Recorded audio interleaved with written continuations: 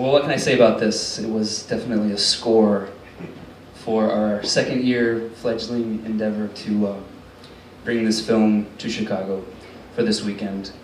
It's been a real treat to meet the director, John Edginton, of course Robyn, and it's been pretty smooth sailing, I would say, the whole way through, so knock on wood, we're going to be good.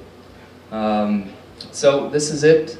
Enjoy this film and take a look at the program. There's lots of stuff happening this weekend, and enjoy. Thank you.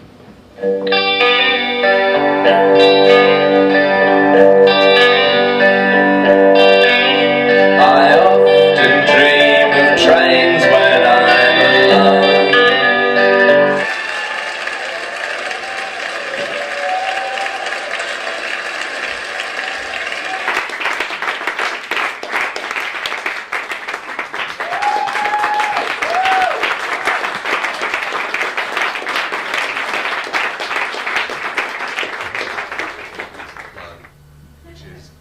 This is actually available via the internet and all good stores on DVD and also on CD in a double thingy, right?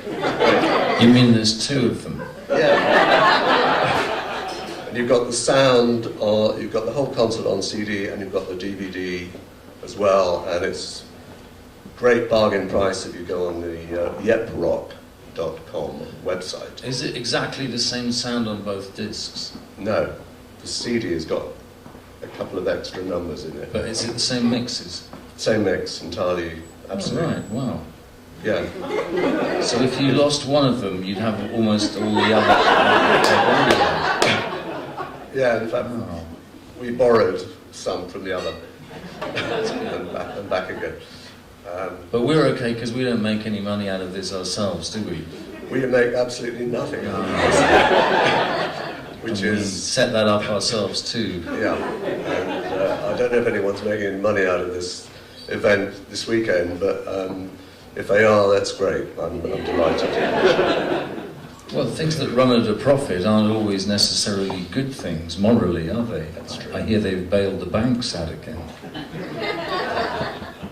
Absolutely.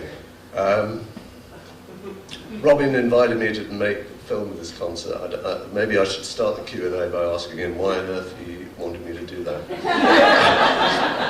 Because you'd filmed the other item you're holding in your hand, John, so modestly. There we go. It's a documentary made for the Sundance Channel 2 or 3 years ago, which is inside the world of Robyn performing, composing and performing with some illustrious friends. And it's a record which in fact is coming out very soon. It's become, you didn't know at the time, because although there was a lot of recording apparatus in the house, the record had no title.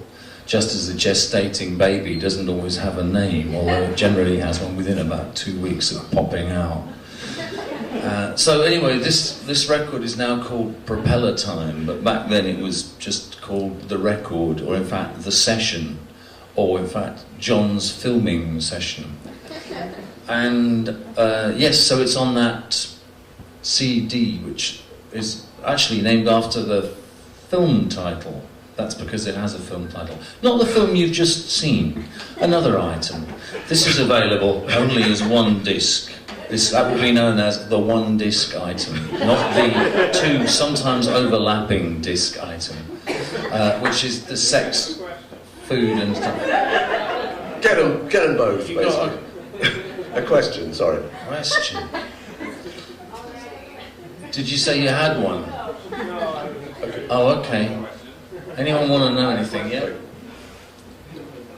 I have a question. I'm like you, I'm a rail fan. I like trains, trams, streetcars. I'm wondering, since you travel so much, do you take the opportunity to ride them in like railway museums or the cities that have streetcars and trains like that as you travel? Funnily enough, I took just that opportunity in Memphis last October, and I've just seen the first footage of that. It's a newly developing appearing film, which will be called Robyn in Memphis, and features me on a streetcar singing a tram, as we call them. Yeah, so the answer is yes, and there's photographic evidence. Filmed evidence, but yeah, you know, within reason. I mean, my thing is more, obviously I like obsolete electric traction, particularly, but you know, that's a relatively innocent pursuit. That just happens around the same time with boys.